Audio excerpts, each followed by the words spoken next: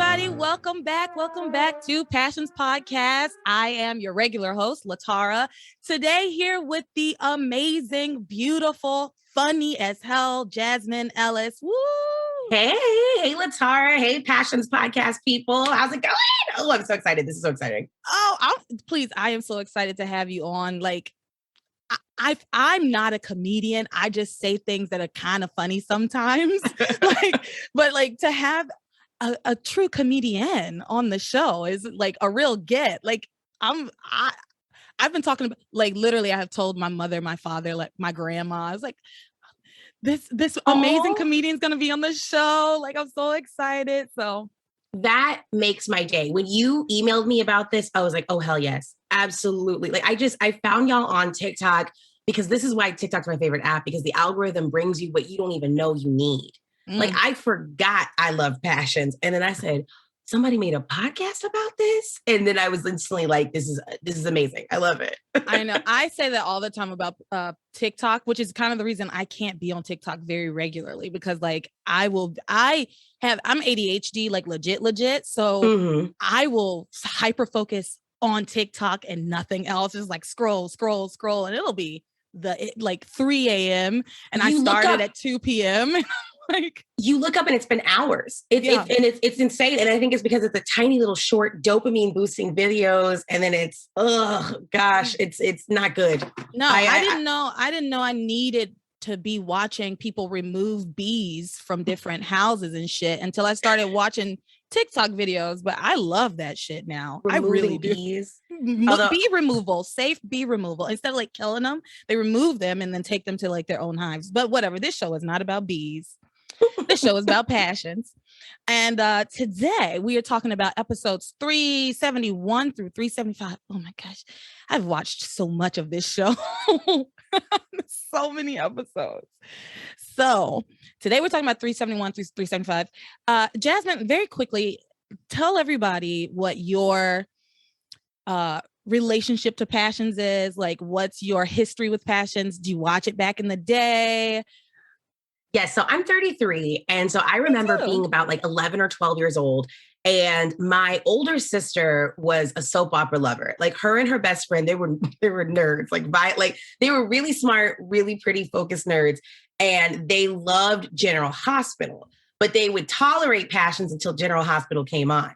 And I'd be like, what is this? No. We get it. Like, I think it was like one of those things where they were like, or I think they would switch back and forth between commercials. But I was like, no, the one with the witch. That's exciting. My sister would be like, get out of here. We're focused on Sunny and whatever's going on with General Hospital. And to me, like, I mean, Passions to me is one of the best, most insane daytime soaps, because I think it borrows so much of the lore from telenovelas. And we really get to, it's chaos. There's just so much going on at once, and so much people who believe in fate and magic and stars, but then also Christianity. It's just so much. And then, there's so many rich people being crazy. Rich people being crazy is my favorite genre of television. Yeah.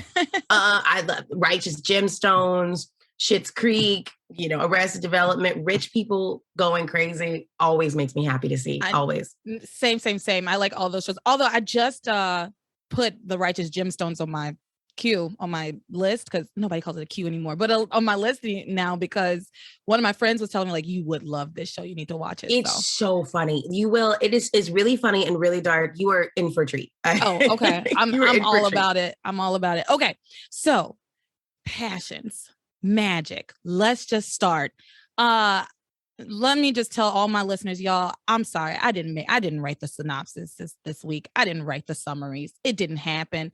And I feel like anybody who's been listening to this show knows it has been in a little bit of a decline since Laura left. You know that she was the one that was keeping me honest. And there is no summary this week, and that's okay, because we're just gonna get into it. We're gonna rap about it. We can summarize together. Let's just go down, man. So I want to talk about, let's start with, it's Christmas, and you didn't watch last week's episodes, Jasmine, but it was not anywhere near Christmas last week. There was no mention of Christmas. Because I was going to ask you about this. One thing I forgot, as someone who doesn't regularly watch soap operas, is how slow soap opera time moves. Because I'm like, So in real life, it's Christmas for 5 days. Like the thing about this show is one day will stretch out for so long, and then we will just like jump over 2 months. Because last I checked, this was all supposed to be like, basically, this is the day of Gwen and Ethan's supposed to be wedding, like before he called off the wedding. So Gwen had said she wanted a spring wedding. It's Christmas. Like, I'm just saying, that shit shocked me. But anyway, everybody's at the Bennett home, like doing their Christmas shit, decorating the tree, eating cookies, having a good time. Everybody except for Eve. Poor Eve. Because Eve is off being kidnapped by the French. Can you give me some insight into why she was kidnapped? Because I'm just thinking, like, what is so important? Why is Eve kidnapped? Eve was in on the plan to fake Sheridan's death. There were 3 people who were in on the plan to fake Sheridan's death. Eve was in on the plan. And so that's why Eve's not there. And so TC is having like a moment throughout this whole night. Everybody's like doing tree trimming things. He's worried about Eve like kind of the whole time. But the important thing, the magic thing here is that Kay can't feel the Christmas spirit because she sold her soul to Hecuba. Oh, my notes here were, imagine you sold your soul for that dick and still didn't get it. Yeah. Because I was like, what a night. Can I say dick, by the way? I don't know what our content levels are. You can literally say absolutely anything you want to. Oh my gosh.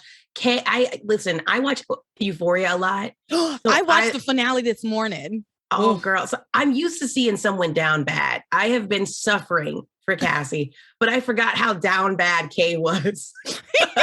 I forgot. Like, I mean, this is the OG of being down the baddest. Like, she hates her own cousin, sells her soul to a witch who, by the way, Hecuba, love the hat. Very fly. It's giving Aretha Franklin at the inauguration with the big, like the plume. Yes, the big long feather. It was, Kay is kind of a bad bitch. I love her to death. I'm so confused though, because she can't fight. Not Kay, Hecuba. But yeah, Hecuba can't seem to fight because Kay like gets a full-on death grip on her and chokes her for seconds. It's insane to me. So this whole time, Kay is like upset because she sold her soul. She goes upstairs and tells Hecuba, "Hey, I want my soul back. Like, this is over. I want my soul back." Hecuba's like, "It don't work like that, sis." And then Kay like full on lunges onto Hecuba and like chokes her. Yes. But then later Hecuba like zaps her and like, I don't know, she does some shit to her, like shoots lightning at her. It's like, you couldn't fend off this choke attack from this teenager and you're a 300-year-old witch with all these powers. Also, I forgot how bad these effects were because in my head, I'm like, this was not what I saw when I was 11. This is not what made me go, no, put it back. They got magic. Like, no, it couldn't have been this. Has TV changed this much? Because I swear this shit was a little scary. I swear. No, it definitely wasn't scary. I swear it was a little more believable than this. I swear, like the effects couldn't have been this cheap. My brain. I cannot agree. I remember it being this bad. And the thing is, I've had conversations with other people about how the effects on this show were so bad, even for the time, because like The Matrix came out in the year 2000, right? like those kinds of things, that's the kind of effects we had in movies. And granted, The Matrix had literally 100 times the Passions budget for the whole year, like, you know, but still, it was very bad then. It's worse. It's like worse now. Also, I had so many comments about the hairstyles and the fashion because it's always so funny to me, you know, just being someone who grew up in the early 2000s. I remember my school would have like 90s day and 80s day, not 90s, because back then it was too new, but it would be like 80s day or 70s day. And I'd be like, people aren't going to be able to make fun of us. We don't look like anything. Like, I just thought we dressed so regular. And then there's these like key fashion components where I'm like, oh no, the things we did, like Grace's haircut, man. That was like the original Bloomin' Onion, because that's the beginning of the Karen cut that just like expands. It's so bad. And the thing is, there have been multiple times where I was watching, I was like, I had that shirt. I'm like, I had that pair of pants. I had those butterfly clips. I had all of those things. Oh, the little sister who thinks Chad loves her little butterfly clip hairstyle. Simone. I think I wore my hair like that every day. I was like a Simone. I say to people on this show all the time that I identify the most with Simone. And I think part of that is because I was very much like her. My style was like hers. And I wanted to be a Whitney, but I was definitely a Simone. Yeah. 100%. So anyway, Kay's she's going through it. Okay. Hecuba turned her into Charity. She still didn't get to fuck Miguel. And she sold her soul and didn't get that dick, as Jasmine said. And it's unfortunate, except it's not unfortunate because she was trying to rape Miguel. Like, let us not forget that she was about to fully and completely violate that man. Okay. Yeah, my husband called it a gender switched Revenge of the Nerds. And I was like, super. I read into that to find out. And apparently stuff like that happens quite a bit throughout the run of the show. So no spoilers, but it's rape by deception is super against the law, whether you use magic or not. There's a lot of shit in this show that you would not see ever again on TV, which is I have a theory that the reason that you can't find this show like streaming is that like NBC and whoever else was involved in making it wants it buried. Like they don't want people to know that they were involved in any of this. They want people to forget it, but we will not forget. A lot of this stuff seems super problematic with just a little bit of common sense. But I just think, I think in a pre-Twitter world, a daytime show could be really offensive. And then what would you do?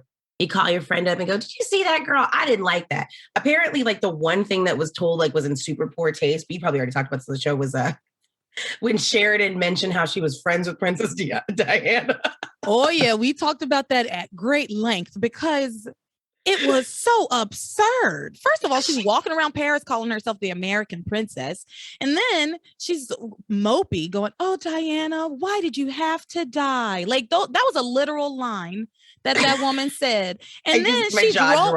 Wait a minute. Then she drove through the tunnel that Princess Diana like died in, and had a car accident in it, like Princess Diana. It was very they give her the deliberate blonde Diana-esque hairstyle. It's so straight. Like, just trust the audience is smart enough to understand this. Yeah, we think they got in a lot of trouble about it. Well, we know they did, and decided to go a different direction with Sheridan, which thank God they did, because I hated her at the beginning and I love her now. I really do. Me too. I mean, there wasn't a lot to love in this episode, but you could tell that she was like a better person. Although, oh my gosh, I just kept thinking to myself, I was like, I know this character doesn't die, but like, how?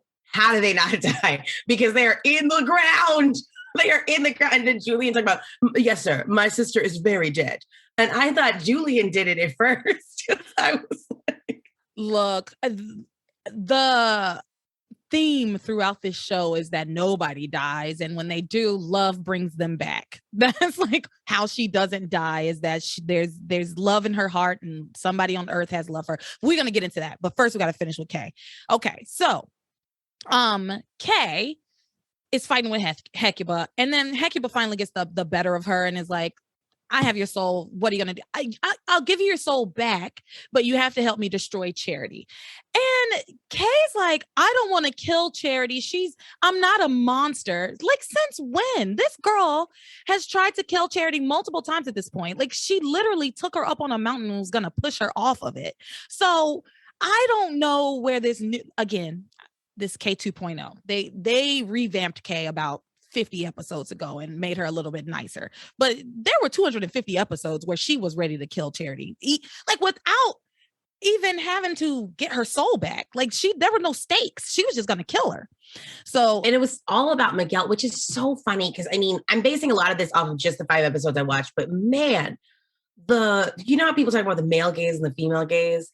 Like, there's only one type of man in harmony, and it is himbo and himbo cop. There's 2 cops, himbo and himbo cop. That's it. 100%. Like, none of these men are fully developed human beings at all. And these women are willing to just go full Little Mermaid, full Sandy from Greece. They will change anything and everything about themselves on a spiritual level to be with these men. It's crazy to me. I mean, they're fine, but like, was there a fine man shortage? I don't understand. Like, there must be no internet in harmony. Because like nobody was trying to think outside of this town. Look, it is inexplicable. I agree because I personally can't stand Miguel, and he does one thing in this episode that like in these episodes that really pissed me off. But like, I think he's so stupid. He's cute, whatever. But the fact that he's like so obsessed with Charity just doesn't do it for me. This girl's crazy and weird, but you know what? That's neither here nor there. Yeah, I was going to ask what Charity's appeal is. From like in 5 episodes, she said about like 7 or 8 lines that were just like, I feel like something bad is happening. And my favorite part is when like her and Grace are like, I can just feel bad things. And obviously I looked it up and I was like, oh, it's because they're like kind of like white witches, like good witches, but they don't really know. They've never tapped into the power of witch. I think it's correct me if I'm wrong, is the whole thing that everyone has to keep Charity from having sex with Miguel because popping that cherry is going to activate her full power. Right. Well, and literally the only person who knows that is Tabitha. Okay. And probably Hecuba. But the only person who knows that is Tabitha. Everybody else, they're just like puritanical and don't want them to have sex because they're teenagers or whatever. But yeah, no, that is the premise that once she has a dick inside of her, specifically Miguel's, I guess, then she will become more powerful. And I have said it multiple times. I have never been stronger because of a dick. I've only ever been weaker.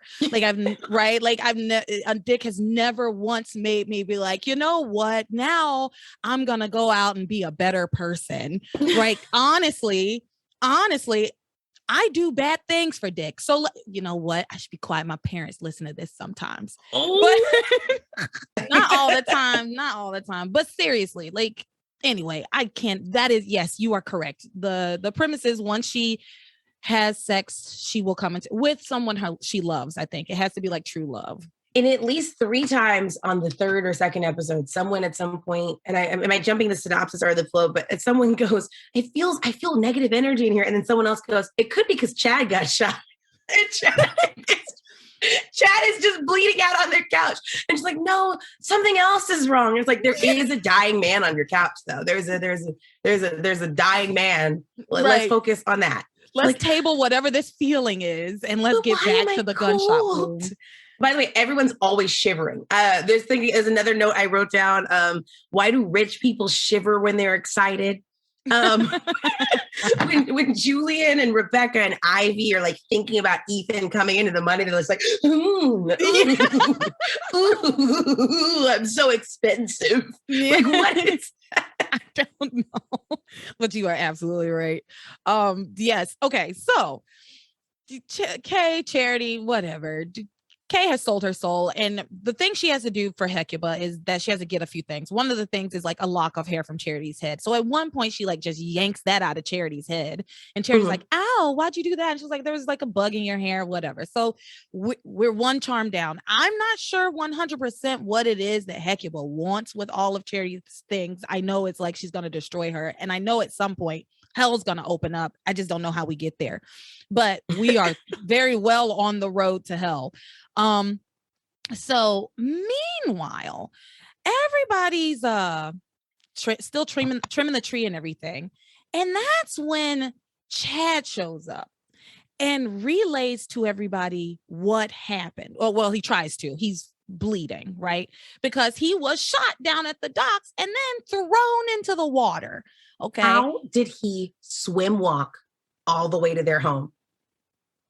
How?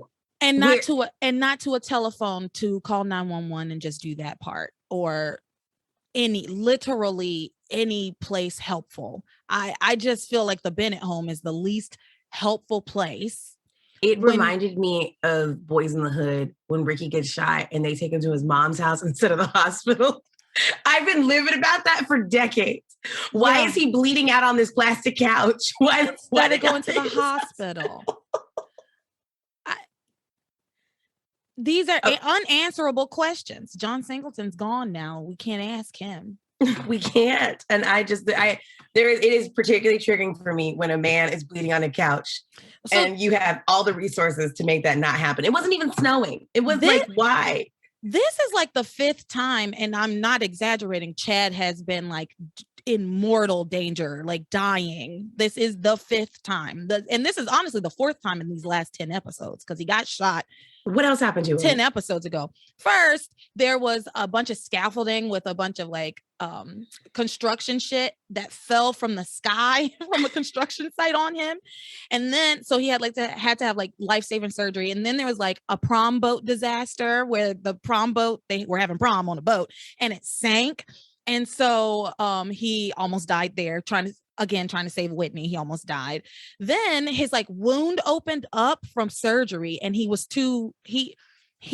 like, the hospitals are too expensive and he decided to just like walk it off, but he just bled out all over Harmony and almost died. And then he got shot this time. We basically thought he was dead. Did they shoot him again or did they just push him in the water? That I can't remember, and it just happened. But he's like been through it. Poor thing. They just traumatized this poor boy. So Chad is all fucked up, and he comes to the house, and he's freaking out. Well, no, he's not freaking out. He's bleeding out. They put him on the couch, and luckily Miguel calls an ambulance because he's there for a long time. And I was like, is anybody gonna make sure he gets the medical attention he needs? But when that happens, Grace and Charity start talking about like the evil in Harmony. And Grace is just like, there's just been so many bad things happening in Harmony. Why is there so much evil in Harmony? I don't know, girl. It just was a weird moment for me.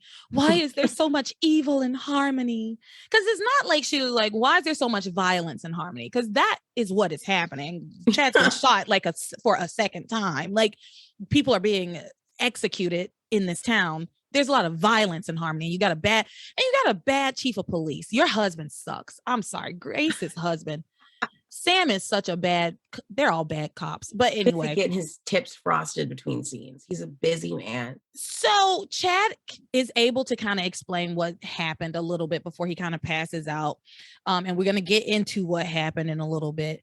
But meanwhile, let's real quick talk about Timmy and Tabitha, because that's really the most important stuff that happens at the Bennett home at the beginning. Tabitha is trying to put together this like dust of forgetfulness, and she has dug up Sheridan's grave and put some dirt in some dust and is expecting the lady from HarperCollins. This book agent lady I wrote so much about her. So pushy and awful. So and wildly unprofessional. Yes, wildly unprofessional. She shows up and is so pushy about like signing this contract. Tabitha's like, Timmy tells her the person that you spoke to doesn't exist and is a doll. Like she just really tells her everything. It feels like, because she calls herself, instead of calling herself a witch, she calls herself a sorceress. She's like, I'm a sorceress. Okay. Been calling herself a witch for the last 300 episodes. But yeah, this lady shows up. Tabitha uses this dust of forgetfulness on her, but it doesn't work because Sheridan's not dead, which Timmy's been trying to tell her for 20 episodes, but she won't listen. She just won't listen. They could have gotten dead people dirt, but she didn't get the right dirt because Sheridan's not dead. And so the charm doesn't work. These sentences that I'm saying are absurd. What I find is hilarious is it's a whole graveyard. Like there were dead bodies. If the rule was just that it had to be dirt from a grave, why not pick somebody a little less fresh? The rule was it had to be a fresh grave. That was what it was. It had to be a fresh dead person. Fresh dead. And since she wasn't dead, but gosh, I mean, I guess time has to move really slowly for this to make any sense, because I know Sheridan's going to survive this. I know because she says I was all up in Wikipedia, so I know she survives this, but it's very much like how, you know what one of my favorite parts is? Okay, wait, I'm going to stick with Timmy and Tabitha real quick. Okay. Oh my gosh. When Grace comes to the door and the HarperCollins lady is still there and she's like, oh, I know you from the book. And then says all these details from the book. What the hell publishing person would do this? What publishing person would be like, oh, I read your entire life story in this book I haven't even published? Like, it was so weirdly unprofessional. And then I was like, I guess these demons in the basement are about to eat this lady. Well, Tabitha recently fed the tax man to the demons in the basement. Like that recently happened. So yeah, she was about to do that. and she didn't because that lady got spooked, luckily.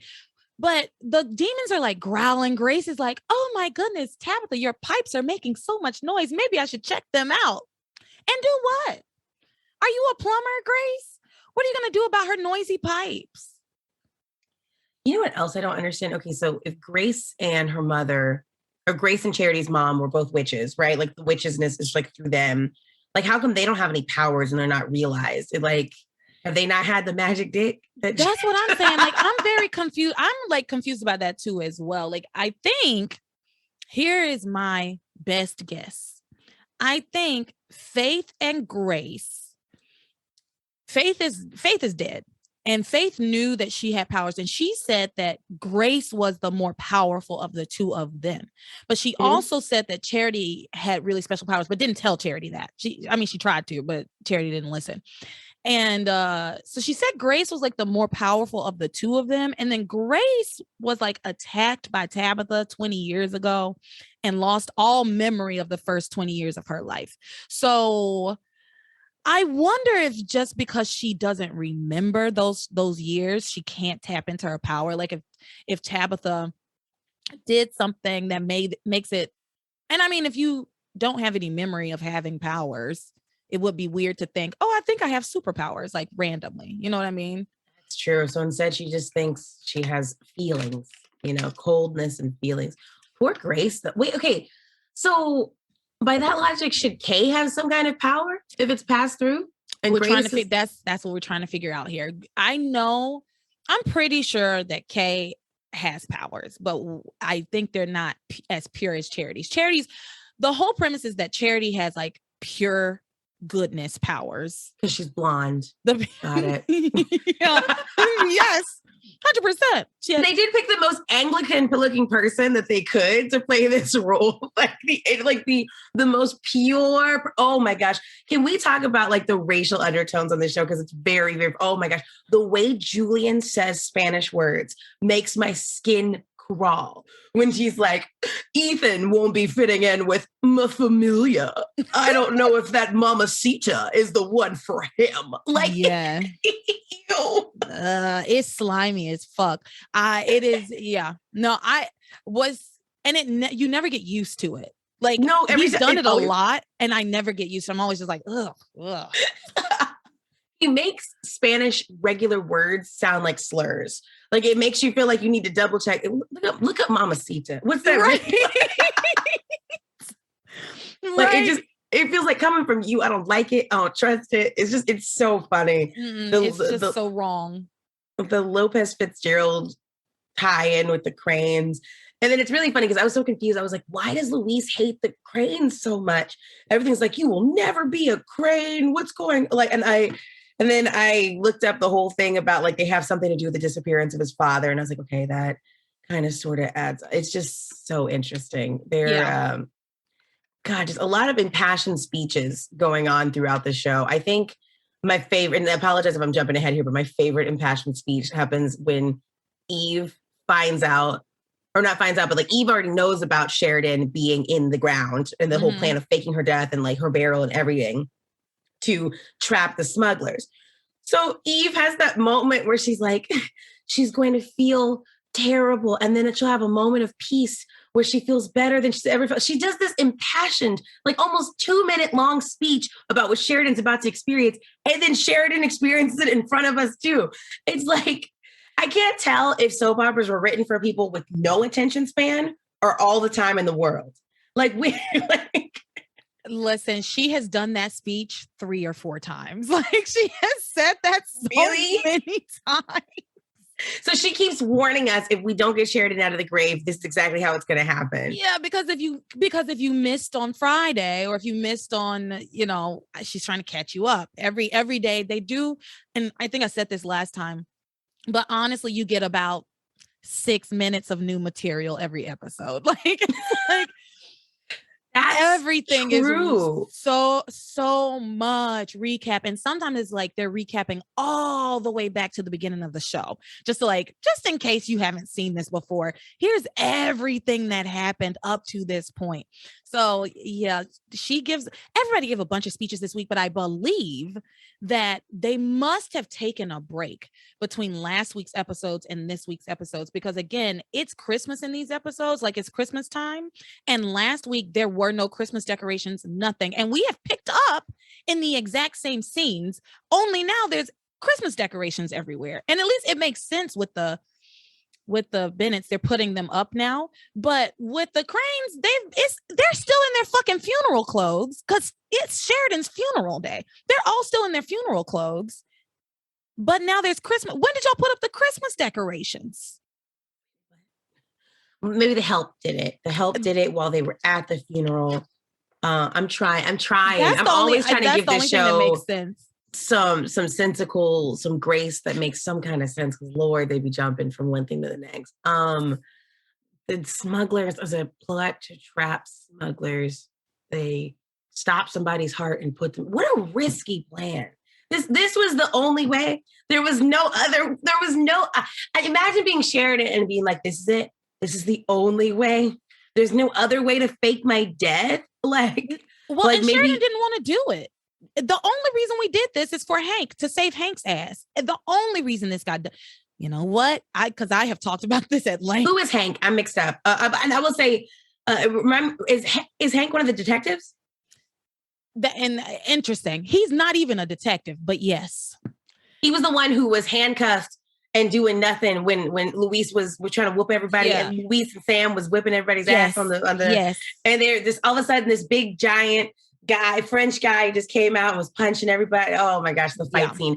And then Sheridan going, okay. So I think, do you need to okay, I'm so sorry. I just want to make sure we're staying on point. So when they get to the scene where the men try to rescue Eve, and after Chad communicates to the Bennetts, TC, Sam, and Luis go to get Eve and save her. And they don't know Sheridan's alive still yet.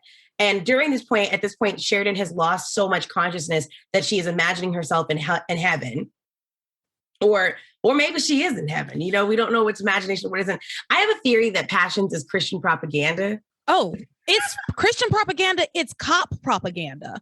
It is very, very much like pro cop, pro Jesus. And I'm okay with it because it's old, but I have to recognize it when I see it and make sure I'm not being sucked into it. Oh yeah, it is very religion, a lot of religiosity, but also just a hodgepodge of religion. It's not one very clear, this is the Catholic tradition. There's some Protestant thrown in and some Catholic, some Lutheran, all these different things. A little bit of what's the ones where they speak in tongues? I grew up that Pentecostal. I think though, because of who a soap opera is for, which is typically the housewife thought process, it's if you're traditional enough to live in it, we're in the 90s where women are encouraged to work and all that. So if you're traditional enough to still be home during the day, you're probably religious. So they want to get you on board with a show that has witches and warlocks. So if we're going to believe in the existence of Satan, we have to have God.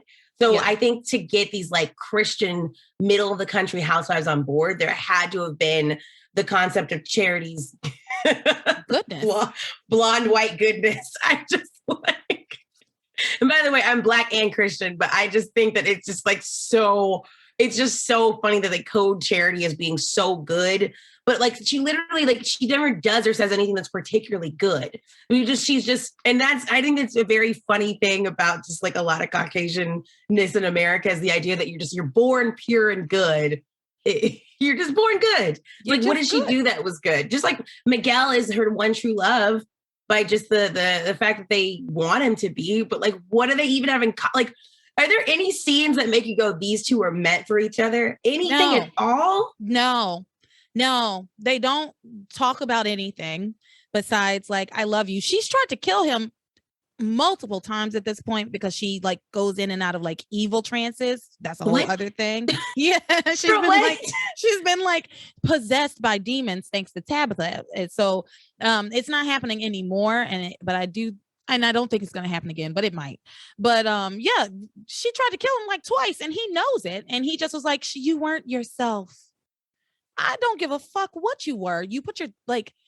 You tried to choke me to death, and then you shot lightning out of your hands and like shot me down. I just can't get around it. But that's why I don't like Miguel. He's an idiot. He's so stupid. And he's still trying to bone. Like they're still trying. He loves who he loves. They love what they love.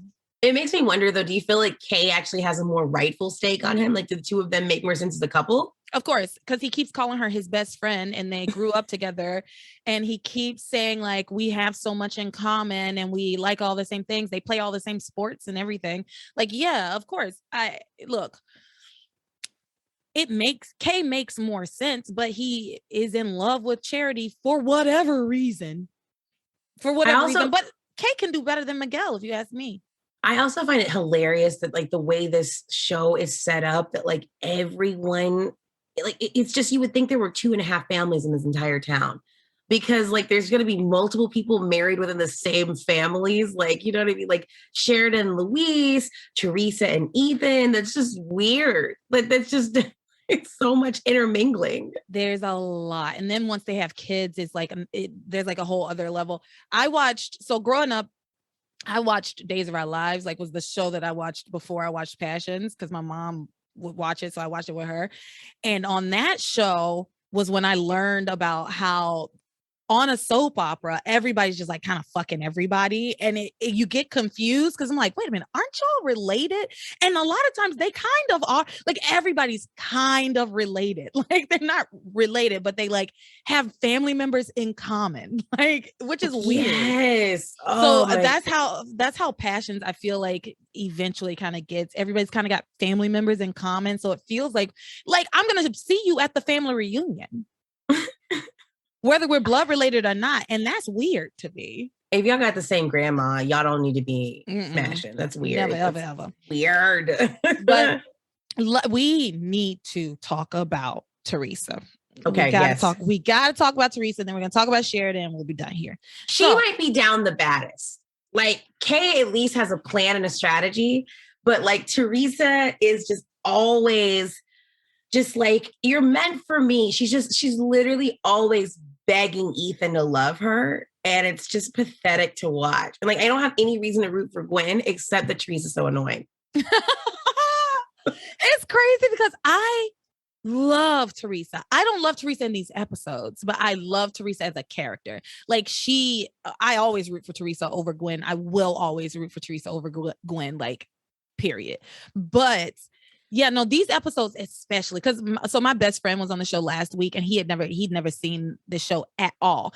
And he was like, I hate Teresa. And I was so scandalized. I was like, no. I think if you take her in 4 or 5 episodes at a time without like, because I haven't seen the beginning of the show since I was like 11 years old. So maybe she was like more likable, but it's just like, because time moves so slow, all you get are just desperate, impassioned speeches. Like, so here's what I had to go off of was these 4 episodes. And then I read the wiki synopsis of everything she does. And this thing was it was like list of crimes. So I like look at her list of crimes. I look at who she assaulted. Like, I look at like, if you just see her rap sheet and watch these episodes, there's no reason to like her. But Tell me, what do you love about her? One with a rap sheet in Harmony, right? Like she's like, to me, she's the least worst one. Least worst. She's the least worst. I love Teresa. She's an absolute lunatic. Like she's a lunatic, but I love her for it. She is lovable and I love her. So let's talk about this. Teresa has like gone off to the Crane Mansion and gets there and tells Ethan, you and I have to, well, what was hilarious was she shows up and he's like, hey, Teresa, why'd you bring a bag?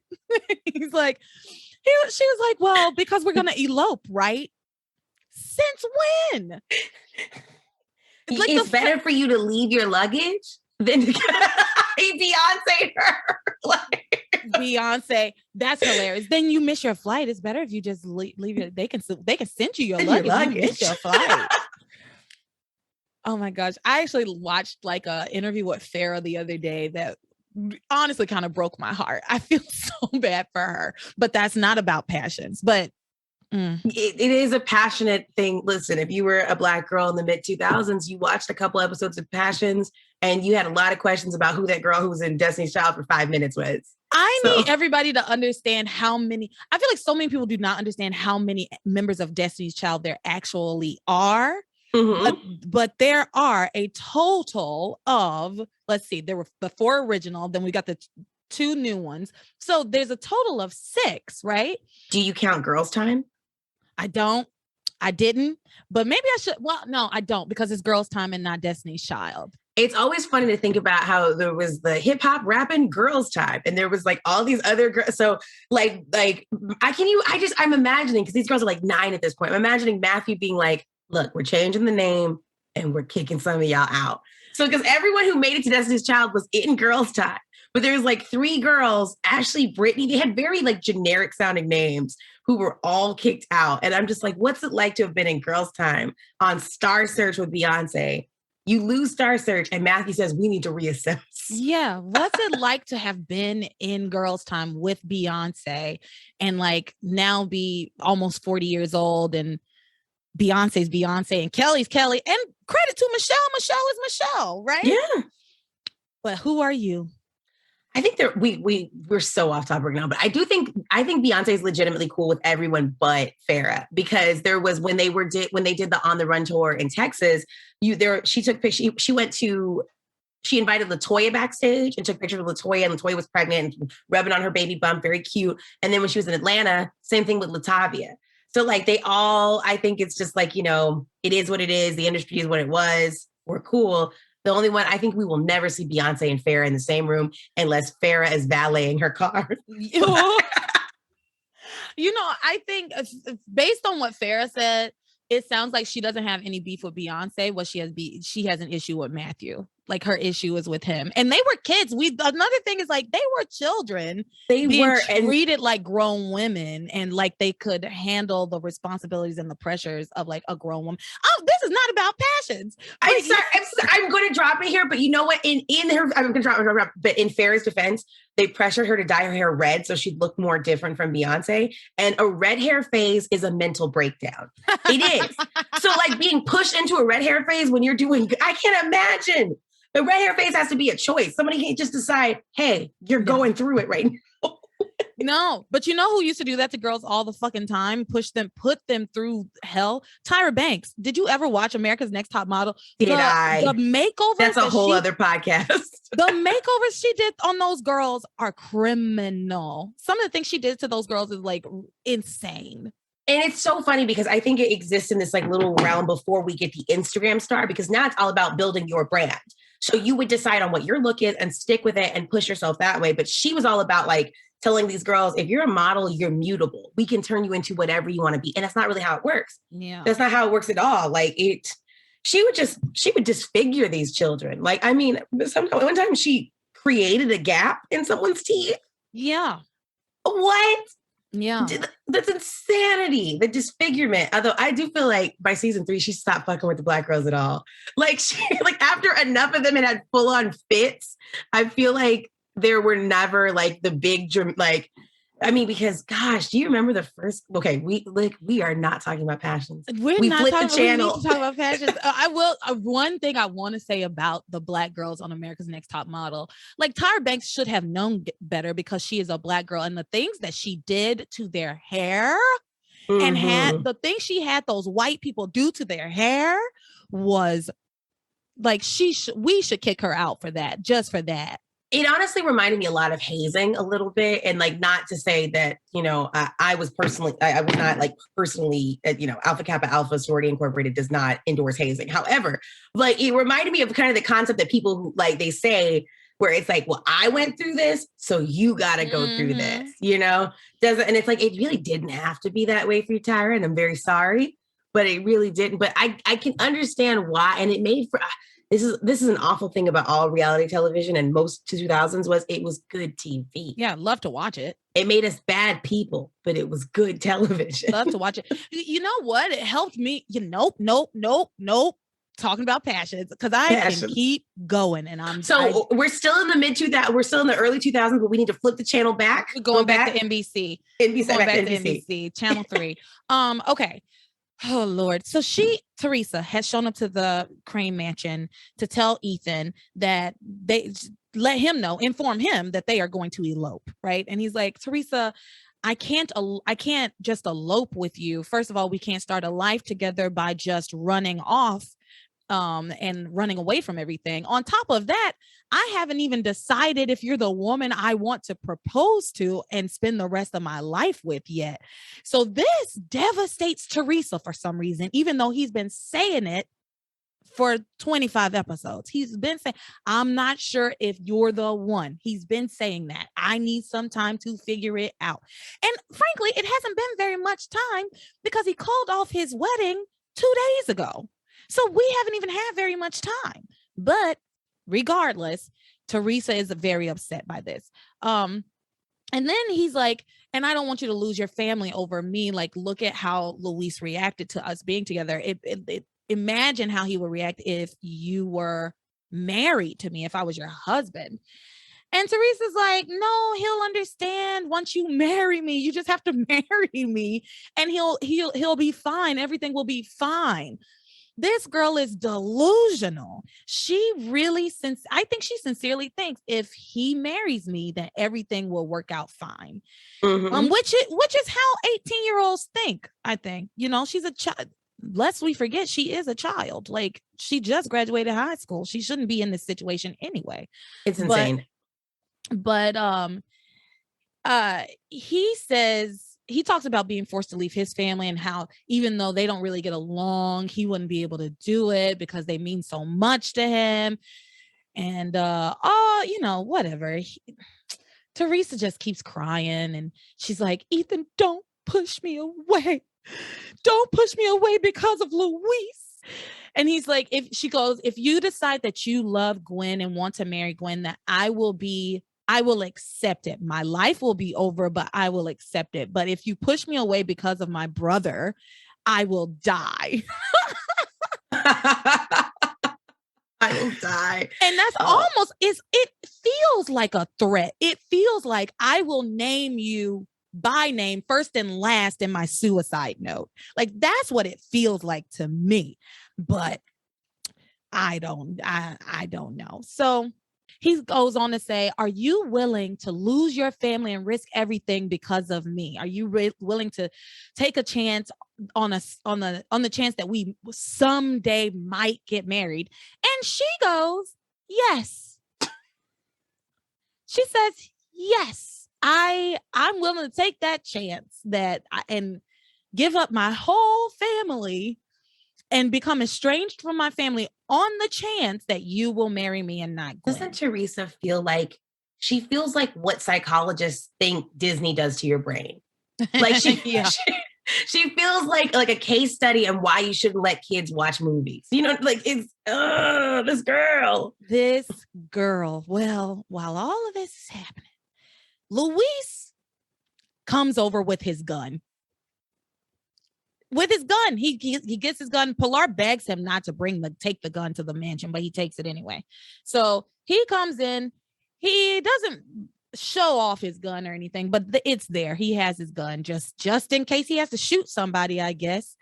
And he's like, I'm going to bring back my sister one way or the other. I'm going to get my sister back from the Cranes, as if he owns Teresa, as if it's his choice. It's not his choice. It has nothing to do with him. But here he is fighting with Ethan. So he shows up and they have a long argument that I do not care to rehash. It's the same argument they had last week, the exact same argument. The important thing here is that everybody, Julian, Rebecca, all the rich people, Julian, Rebecca, Ivy, and Gwen, all are having a conversation in like the foyer, like where the stairs are. And they don't hear this argument going on in the living room. And Rebecca finds out, no, not Rebecca, Gwen finds out that Rebecca's the one who told Luis about Theresa's relationship with Ethan, which is something she specifically told her mother not to do because correctly she assumes that Ethan will blame them and blame her for it. So they're all having this conversation out in the foyer, and then they make their way into the living room to join this other conversation, this other argument. And so everybody's just standing around watching Luis and Ethan have this argument over Theresa. And then Theresa gives this speech where she's like, because everybody's like, well, specifically Julian is saying to Theresa, like, you need to get out of here, and you and your, and basically very, like you said, saying like Spanish words, but that drip with racism. Yeah, like, because it's, it's the choice to use Spanish words when you're speaking to a person who speaks English perfectly fine. Yeah. Is the emphasis is like, it's unnecessary. Like we both know the word family is familia. Like there's no, when you don't speak Spanish. Yes. And it's just, but this is why we're supposed to hate Julian so much. I mean, he's awful. He's a chip off the old Alistair block, you know? Yeah, he really is. You know what I love again about soap opera time moving? Because over the course of 4 episodes, I watched 3 arguments, but then also 2 fight scenes. You know what I mean? Like it's like a conversation can take days, but a person can take weeks to die in a grave. And it just which is how much time is passing. Because like I think like you know what I would love? I was telling my husband this. I would love the job of being the medical doctor who is staffed with helping the writers on soap operas. Like just letting them know, is this medically possible? Is it medically possible for a person to be pregnant with 2 sets of twins with 4 different daddies? Is it medically possible for a person to survive 3 comas in 1 season? You know what I mean? Like, it's just, how long can Sheridan be in the ground? Like, I want that job of like, no, you can't put that in the script. It's really not possible. They don't hire them. That job doesn't exist because they want it to be. They want to make up their own rules entirely, especially on Passions. Like, I feel like the other soap operas are a little bit more reasonable. Like watching Days of Our Lives and then watching Passions is like a lot of the things that happen on Days is like crazy, really crazy. And no, it is not medically possible, but it's like, unless I looked it up, like, you know, if I didn't look it up, I wouldn't necessarily know. Like I could have my doubts. There's no way. Sheridan, everybody thought she was dead. Like she wasn't just in a coma. She wasn't breathing, right? Like she was cold to the touch and she wasn't breathing. There was nothing keeping her alive. She wasn't hooked to any machines. She just was dead for all intents and purposes. Which creates another case in my anti-Teresa Lopez Fitzgerald campaign. Because here's the thing. If my wannabe boyfriend's auntie just died and was still warm in the ground, at this point, she even if she were actually dead, she still has not been dead long enough to be coming to his house with a bag saying, "Let's hello." Like, what is that? That is so rude. That is so rude. I'm grieving. I have on my funeral suit. Bitch, why do you have a bag? You're not wrong.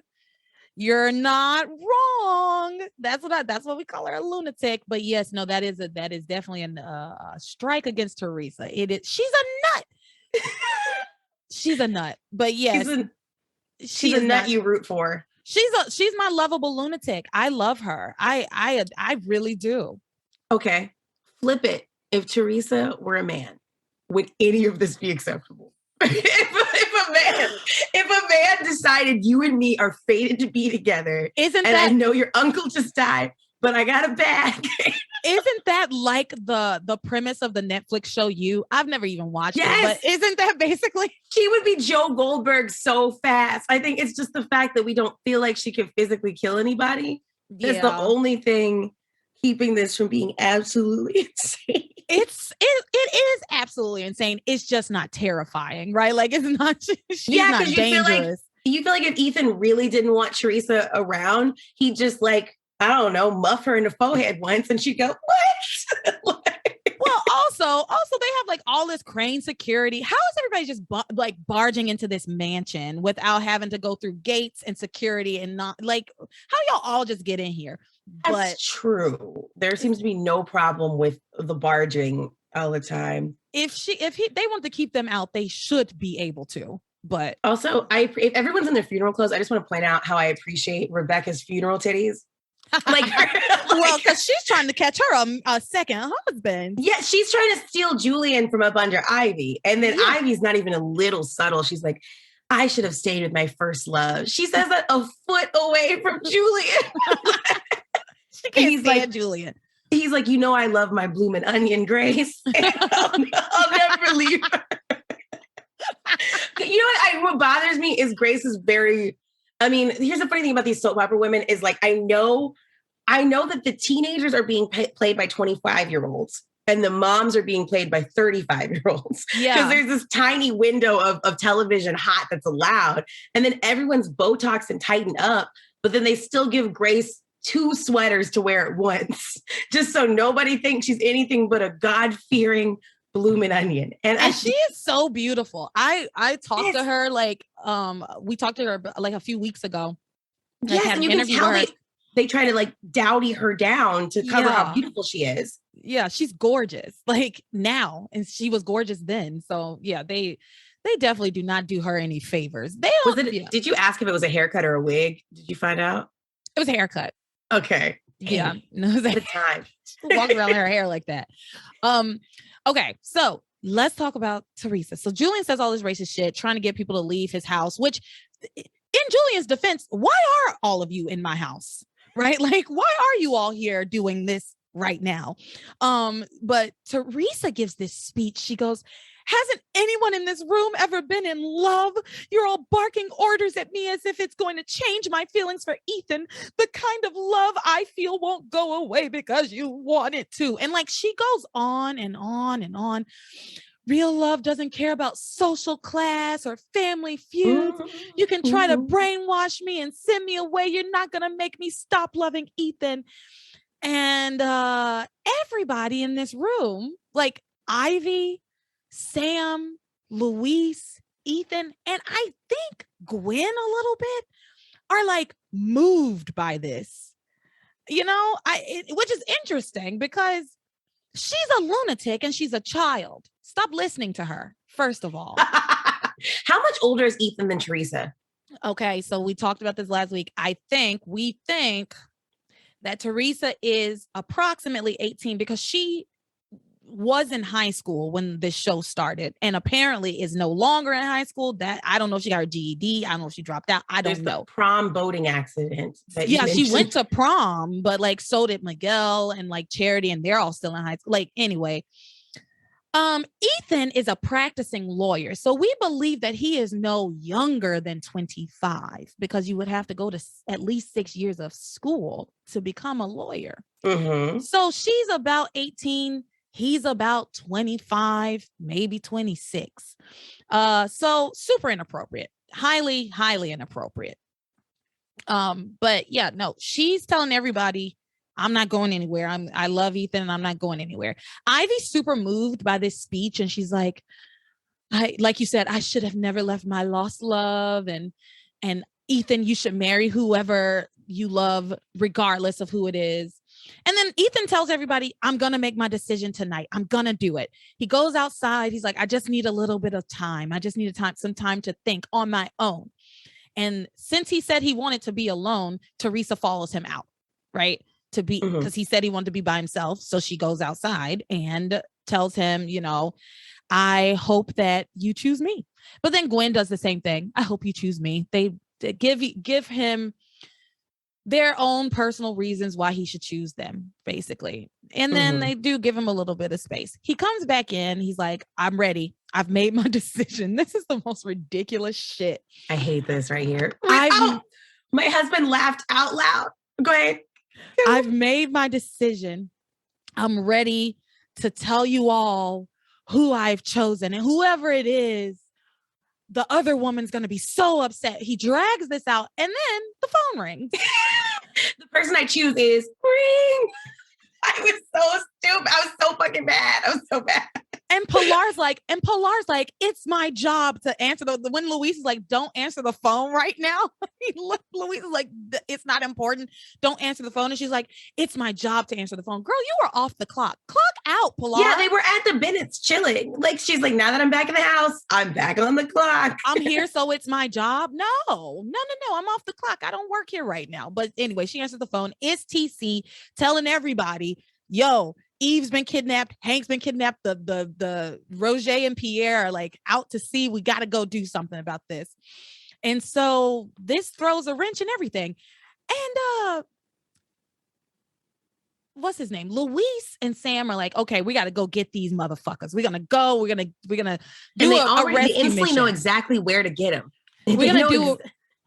We're going to do a rescue mission out at the docks or whatever. Well, Chad manages to mumble like where he went, and I think, or where they were at the docks. He said the docks. So, and that they got on a boat. He manages to get out the information that he needs to get out, except for the fact that Sheridan is alive. He tells them everything. Say Sheridan. Yeah, he can only say Sheridan Crane.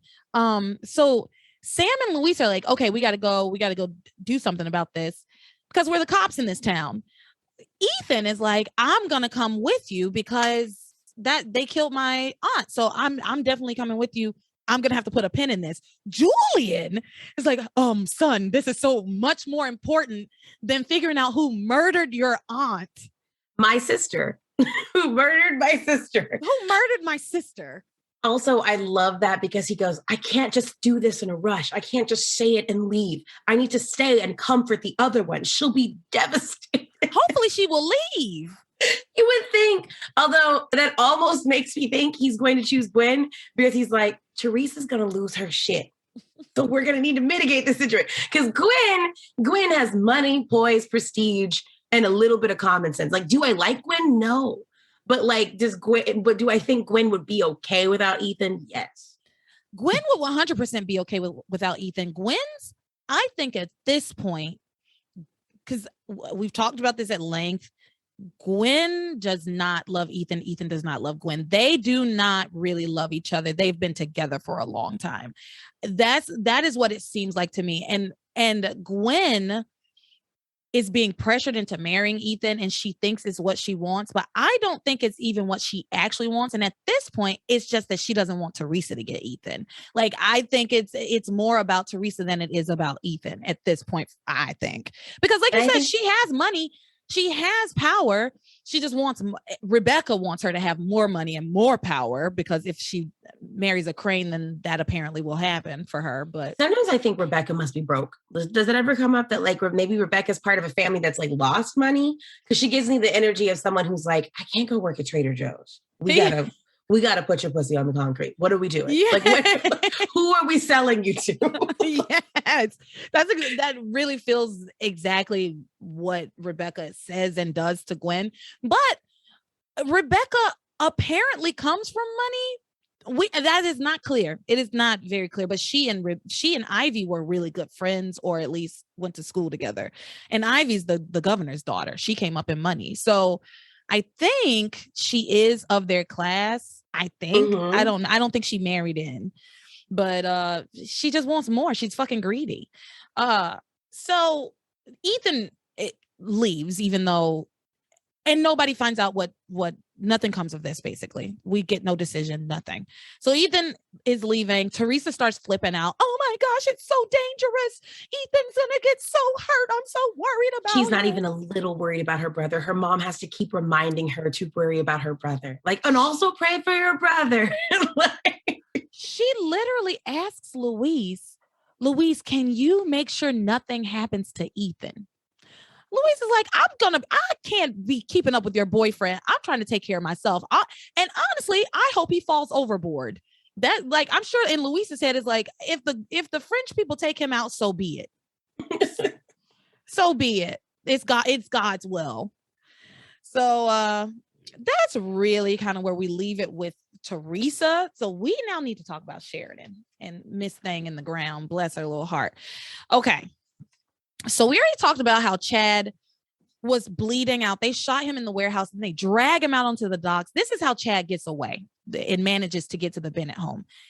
They shoot him and Eve begs them to let her like close his wound or like mitigate the bleeding.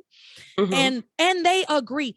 Roger and Pierre are the worst villains, hitmen, murderers. They are very bad at what they are saying they are supposed to be doing. Because why don't you shoot all these motherfuckers in the head and drop them off in the ocean? Like, just do the thing. They've been saying they're going to do it and they don't do it. They will point a gun at someone for several episodes. I'm starting to think the gun is fake. Right? Like, maybe it's a toy gun because you ain't using it. I think they had that one bullet they shot Chad with, and the rest is for intimidation purposes.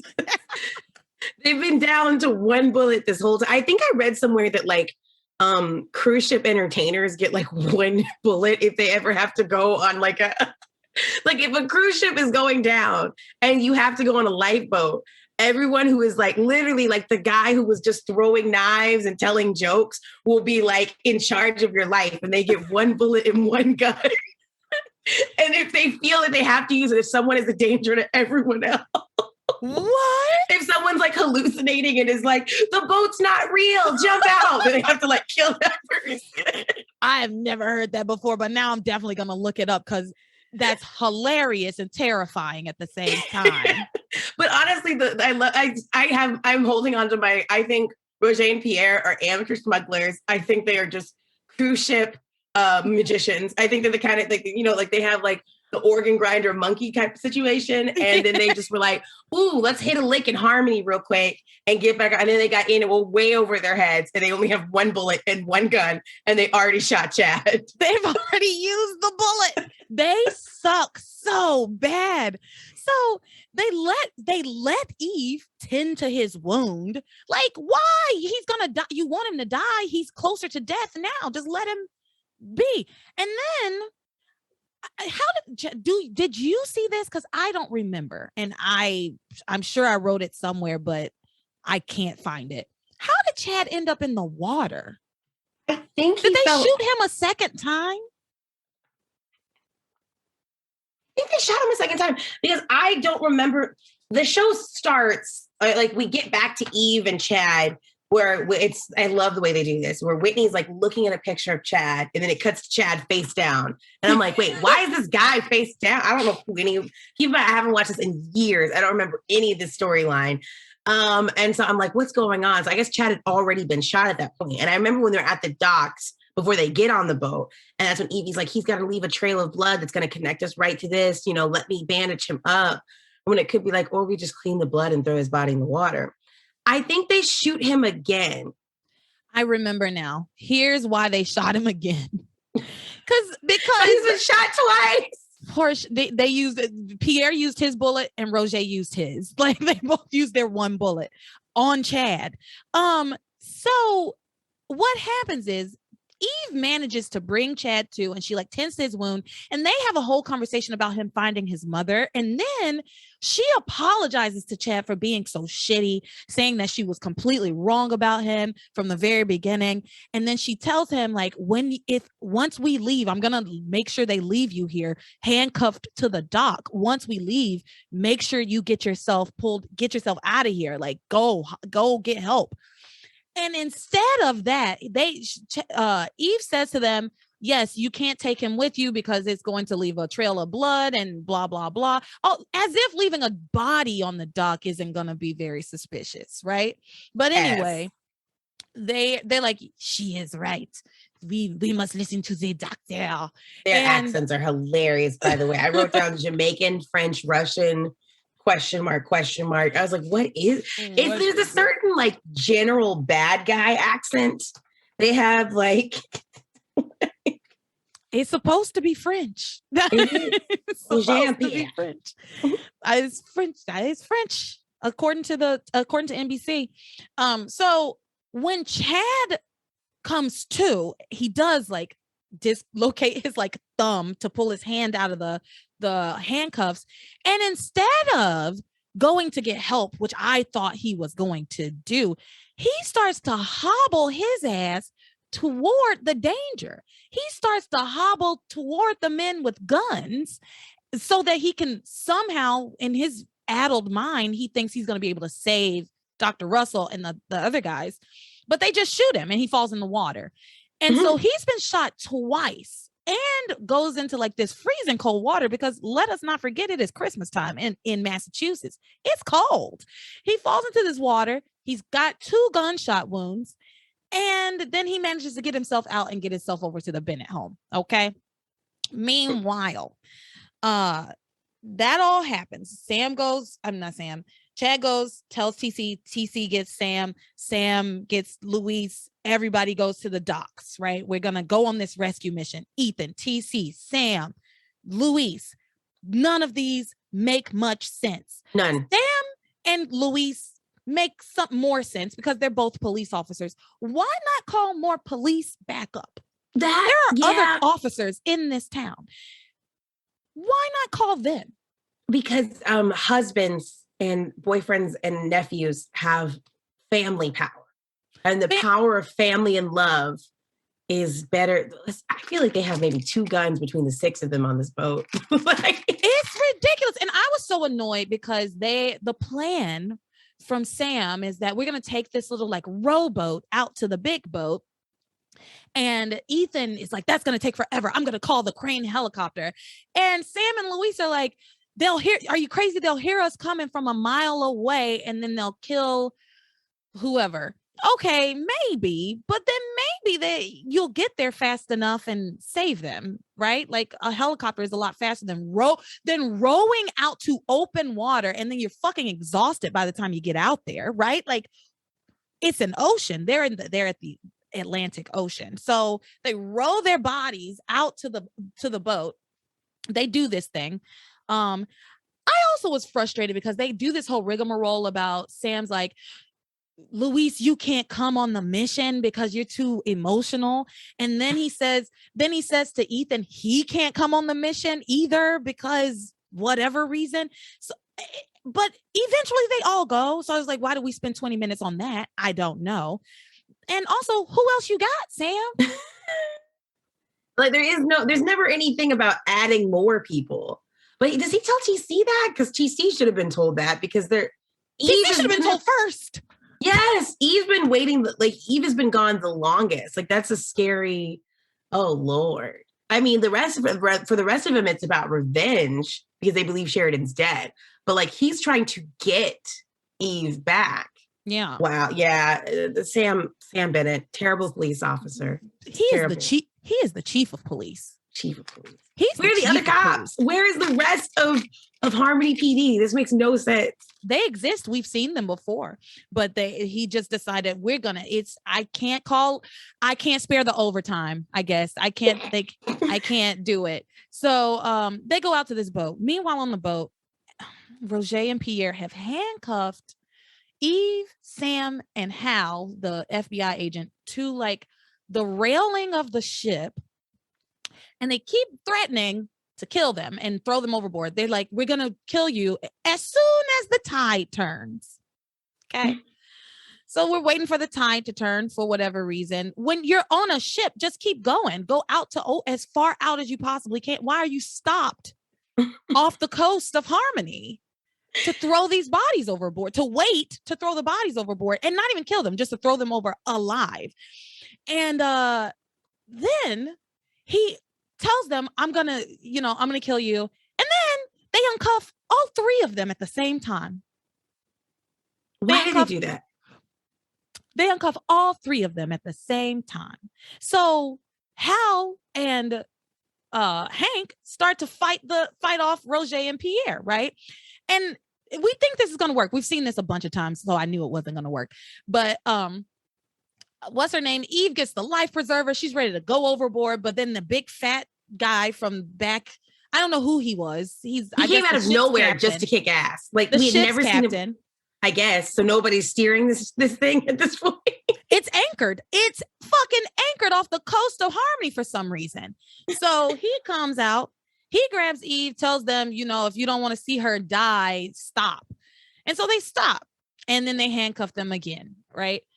Then Roger has them like tie up Eve's legs in like chains. Yes. And get her over like on the edge of the boat.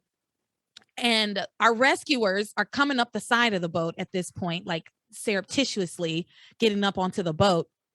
And we hear Eve screaming. So they like rush in. And once they rush in, Roger like pushes Eve overboard with the chains on her legs, which is awful. And then TC jumps in after her. A good husband. Really good husband. It feels like nobody was fighting TC up until this point. Like TC was just like kind of in the background.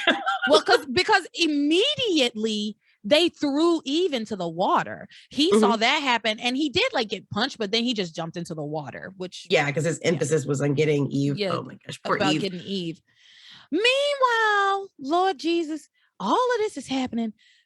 And poor Sheridan let us not forget, Sheridan is in her grave, alive, but cemented. In heaven. And in heaven. She is hallucinating, I guess. And in this hallucination, or maybe astral projection, by the way, I was so confused with this. Who is the angel she's talking to?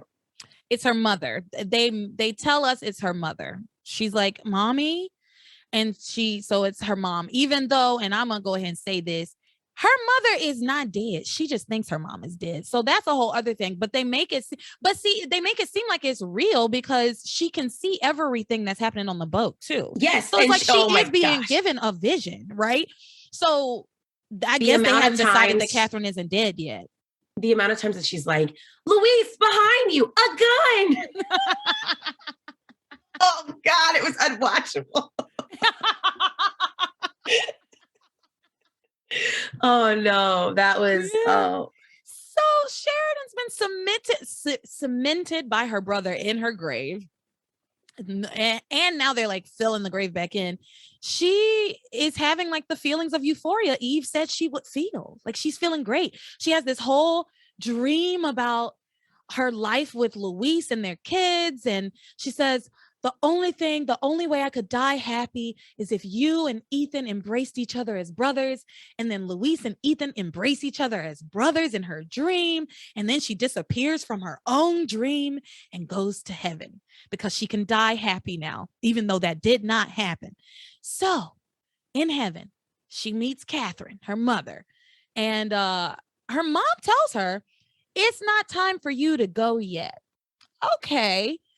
But then she tells her, there's so much love left for you on earth. You can't go yet because the man, he loves you so much. You can't go because there's so much love in his heart for you. What? But everybody who died, they just weren't loved enough. Did you know that? Right. You can only die if no one gives a fuck about you. Well, also, like, why the most frustrating thing that they do to Sheridan and to actually a lot of the women on this show is that they center really important things about that woman around a man. Like, oh my gosh, yes. That she couldn't even have her own death. Like she couldn't even be centered in her own passing.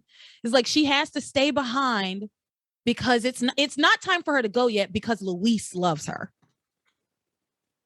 What? Huh? Excuse me? Yeah. So her mom tells her that, but then immediately she shows her like the battle on the boat. Finally, Roger and Pierre like get subdued. They battle it out for a long time. No gun fired. I think there was one shot that got shot, like one gunshot, and a different gun that had a single bullet as well. Yeah, I'm holding on to my single bullet theory. That third guy had a gun and he shot it, and that was the third single bullet. And he missed this time. But yeah, she's watching this battle on the boat. And then her mom's like, well, that's it. Time's up. Come with me. But you just told me I can't die because there's love left for me on earth. What do you mean? So Hank finally, once they get the upper hand on Roger and Pierre, Hank finally says to everyone, Sheridan is alive. We have to save Sheridan. He could have said that. Well, there's a couple of times I think where Hank is like, well, if I say it now, it'll distract him. Like, yeah, I guess. It might make him fight harder. I don't know. But anyway, that's the week. That's everything that happened. Oh, that's not everything that happened. There's one last thing I would like to talk about, and I put it in my miscellaneous notes. Yes. And it is about this weird sex talk that happens. Yes, we're talking about that. Bennett home, because Miguel asks Sam, for whatever reason, Miguel starts to have a conversation with Sam like, hey, Mr. Bennett, I really want to ask you about something. How do you know it's the right time to go all the way with a girl? And Sam starts talking about like, oh, well, you just never know. I tried to have sex with, or he says like a physical relationship with other girls before I met Grace, and it never worked out because we weren't ready to make the commitment to each other. And I meant to, and TC's like, yeah, the same thing happened to me. Am I meant to believe that TC and Sam as teenage boys had erectile dysfunction because they wanted to get married? Like, is that what this show is trying to tell me? I keep thinking about like how they really thought housewives were thinking. Like, I guess this romantic notion that boys think this much about sex without the like puritanical, unless they are actively wearing promise rings. Like most men are not like, I don't know, will it affect the relationship? Like that's just not a thing. I guess Miguel was having that conversation with Sam because we're supposed to think that like that's the closest thing he has to a male role model. Because like Except Grace and Luis Pilar are has said close. over and over again that he's the father figure. Luis has said it over and over again. I'm the father figure. He has Luis. I don't know why he would ask the father figure of the girl he wants to fuck. Yeah, that was strange. That was a strange choice. I guess it just made sense timing wise. Like, well, who is he around to ask? And then they start talking about this poor girl, Nancy Walters. Who is that? I wrote down, who the fuck is Nancy Walters in all caps in this note? They start talking about poor Nancy Walters and Jessica because TC's like, yeah, Nancy Walters just sent me an email and she's quitting the tennis team or whatever team, track team. And he's like, she must be sick, huh? Maybe we should send her something, blah, blah, blah. And Jessica comes back and she's like, Nancy Walters, she's not sick. She's pregnant.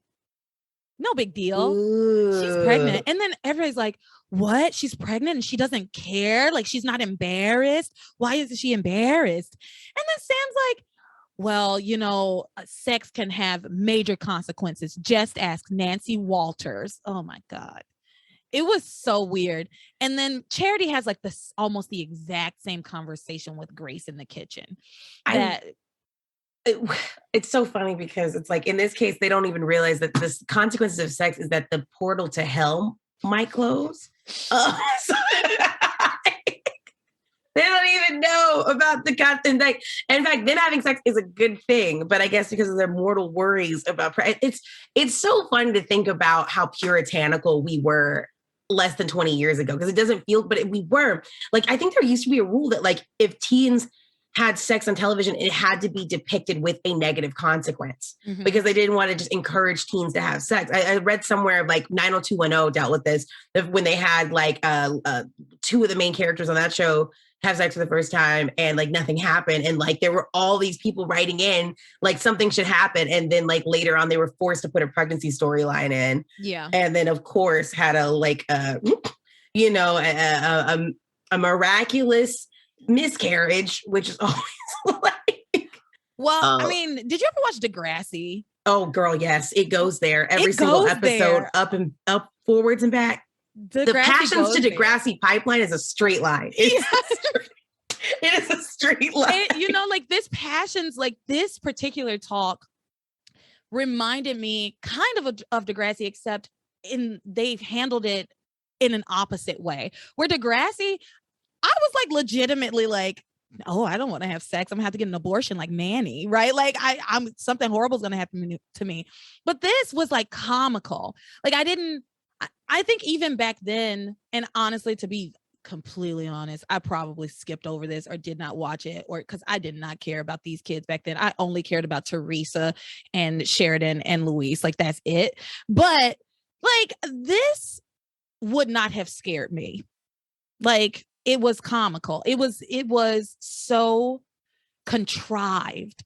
And Degrassi felt Degrassi felt like it was written by younger people. This show was very obviously written by like middle-aged people in the year 2000, like older than middle-aged, 50, 55 people. Like, again, I think it's with that thought process of a housewife, because you're think from the perspective of like a parent. You want to think that when teens are thinking about sex, they'll talk to adults and the adults will tell them not to, and then the sex won't happen. Yeah. They don't want to think that what'll happen is the teens will talk to each other about the sex and figure it out as best they can. And if the parents have helped before that, it will matter. But the biggest, because they've done studies on this, the biggest influence on teen sexuality is how they feel about their friends and their peers. Yeah. Like that's why like most high schools had like a clique of pregnant girls. Like they would there was camaraderie in that. Like people influence each other. And, I think parents, I think moms who are home in the middle of the day want to believe that if they tell their kids not to, they won't have sex. And it's that simple. Yeah. And I agree. All right. So that is the show for today. Jasmine, before we finish out, is there anything you want the people who are listening to know? How to find you? Where can they find you? What's your Instagram or your TikTok and all of that? And I'll link it in the description, but you can tell us right now. Yeah, you can find me on TikTok at Jasmine Ellis Comedy. I spell it Jasmine. And then there's another E for Ellis. I just always make sure people get it. Jasmine Ellis Comedy. I'm also on Instagram and Facebook and Twitter at Jasmine C. Ellis. As far as where you can hear me, I have a podcast called Rhythm and Bay that is coming back next month. It is an exploration into why we love music so much. I have funny people tell me the 5 songs that tell their life story. And you can listen to it on Spotify, Stitcher, everywhere you find podcasts. And also, I have 2 comedy specials. I've got one called Nobody's Queen, which is a family-friendly, safe special that you can find on Amazon Prime or the Dry Bar Comedy app. And then I have one where I be cussing called Trash Baby. And it is a audio-only special that you can listen to on Spotify, Apple Music, anywhere you listen to albums. So that's where you can find me, Jasmine Ellis Comedy. And if you just check the description of this episode, you will find all of those links, because I'm good like that. I know how to link things. I know. Remember, you know where to catch me. You can find me on all the social media. Again, please send me an email or something telling me how you feel about this new format. And if you have any suggestions, I'm open to suggestions. I'm not saying I'm taking them all, but I'm open to them all. One last thing before we go, I forgot, and I'm so sorry, forgot to thank all of our patrons. So let me very quickly say thank you to Munashe, Marcus, Erica, Bree Lynn, Lisa, Zach, Sid, Sarana, Dustin, Heather, Randall, Ashley, Hannah, Camelia, Amanda, Monique, Samantha, Amy, Chucky, and Jeanette. Thank you all so much for being patrons and helping me keep my show going. So that's it. That's it for the show. And remember, you are my passion for life. Yes.